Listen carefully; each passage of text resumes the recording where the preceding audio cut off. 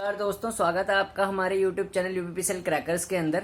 आज एक important topic पे बात करने जा रहे हैं कि पावर ट्रांसफॉर्मर्स और डिस्ट्रीब्यूशन ट्रांसफॉर्मर्स के बीच में क्या फ़र्क होता है और पावर ट्रांसफॉर्मर और डिस्ट्रीब्यूशन ट्रांसफॉर्मर कैसे अलग अलग हैं।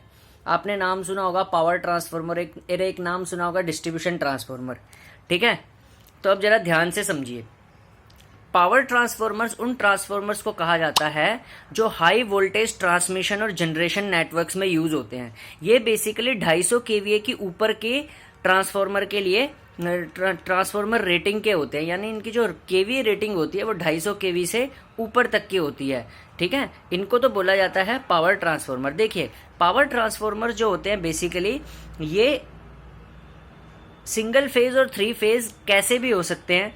ठीक है, डेल्टा भी हो सकते हैं और डेल्टा स्टार भी हो सकते हैं। ठीक है, और बेसिकली ये जो ये लोड आवर्स के ड्यूरिंग, जब भी कभी लोड आवर्स होता है उसमें हम इनको ऑपरेट कर सकते हैं और लाइट लोड्स में इनको डिस्कनेक्ट भी कर सकते हैं, यानी कि लाइट लोड में डिस्कनेक्ट भी कर सकते हैं उनके। और ये बेसिकली सबसे इंपॉर्टेंट पॉइंट, जो पावर ट्रांसफॉर्मर होता है वो अपनी मैक्सिमम एफिशिएंसी जो देता है वो फुल लोड के नियर देता है, क्योंकि ऑपरेट ही फुल लोड पे करते हैं। ठीक है,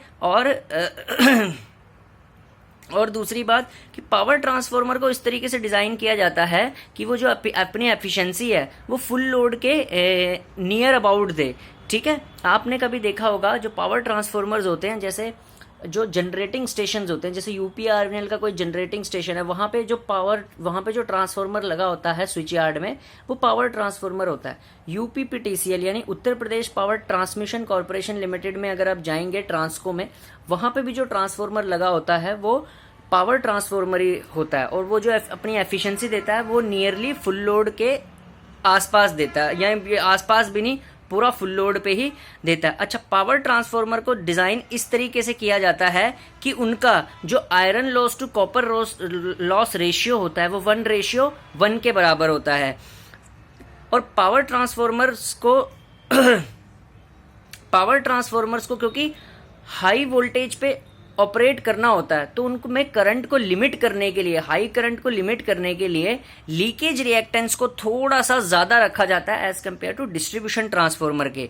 और फ्लक्स डेंसिटी जो होती है पावर ट्रांसफॉर्मर के कोर की, वो 1.5 टेस्ला से 1.7 टेस्ला तक की रेंज पे वेरी करती है। ठीक है, और बेसिकली जो इनका परसेंटेज इंपिडेंस होता है वो 6 से 18% का होता है, एंड जो वोल्टेज रेगुलेशन होती है वो 6 से 10% तक की होती है। और पावर ट्रांसफॉर्मर्स जो होते हैं हमारे, ये 250 केवीए से ऊपर के रेटिंग तक के होते हैं, और ये बेसिकली जनरली जनरेटिंग स्टेशंस और हाई वोल्टेज ट्रांसमिशन सबस्टेशंस पे पाए जाते हैं, जैसे 220 केवी के, 400 केवी के, 765 केवी के जितने सबस्टेशन होते हैं उनमें यही ट्रांसफॉर्मर होते हैं। अब बात करते हैं डिस्ट्रीब्यूशन ट्रांसफॉर्मर। देखिए, जो कंज्यूमर लोकेलिटी का ट्रांसफॉर्मर होता है, जो उपभोक्ता से कनेक्टेड होता है ट्रांसफॉर्मर, उसको बोलते हैं डिस्ट्रीब्यूशन ट्रांसफॉर्मर। ठीक है, और डिस्ट्रीब्यूशन ट्रांसफॉर्मर जो होते हैं बेसिकली ये 200 केवीए तक के होते हैं। ठीक है, 200 केवीए तक के लिए, और बेसिकली ये स्टेप डाउन करने के लिए यूज होते हैं वोल्टेज को। ठीक है, और डिस्ट्रीब्यूशन ट्रांसफॉर्मर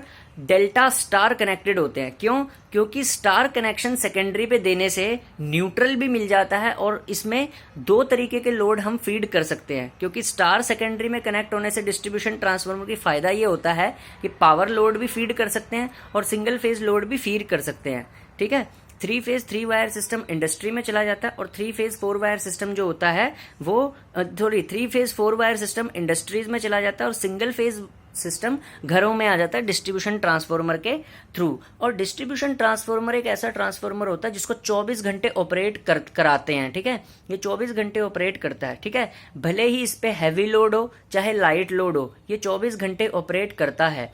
इसकी वजह से इसमें बेसिकली जो कॉपर लॉसेज होते हैं वो इसमें कम होते हैं, जबकि आयरन लॉसेज इसमें ज्यादा होते हैं, क्योंकि कॉन्टिन्यूसली ऑपरेट करता है तो उसमें कोर फ्लक्स जो रहता है हमेशा वो बना रहता है, जिसकी वजह से आयरन लॉस ज्यादा बनते हैं।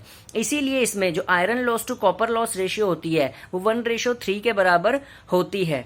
और बेसिकली ये अपनी ऑल डे एफिशिएंसी अच्छी देने के लिए डिजाइंड होता है और ये अपनी maximum efficiency 50% of full load पे देता है। Distribution transformer gives its maximum efficiency nearly 50% of the load, ठीक है। और ये अच्छी वोल्टेज रेगुलेशन के लिए डिजाइंड होते हैं, इसीलिए इनका लीकेज रिएक्टेंस बहुत ज्यादा कम रखा जाता है, ठीक है। और इनकी जो फ्लक्स डेंसिटी होती है और इसका जो कोर होता है वो cold rolled CRGO cold rolled grey oriented steel से बनाया जाता है और उसमें फ्लक्स डेंसिटी 1.7 टेस्ला की रखी जाती है, ठीक है। और इसका जो वोल्टेज रेगुलेशन होता है वो 4 से 8% होता है और परसेंटेज इंपीडेंस 4 से 5% होती है। और डिस्ट्रीब्यूशन ट्रांसफार्मर जो होते हैं बेसिकली ये इनवेरिएबली ऑयल इमर्स ट्रांसफार्मर्स होते हैं, ठीक है। और इनमें क्या बोलते हैं लीकेज रिएक्टेंस मिनिमम रखी जाती है ताकि इसका वोल्टेज रेगुलेशन अच्छा रहे। क्यों?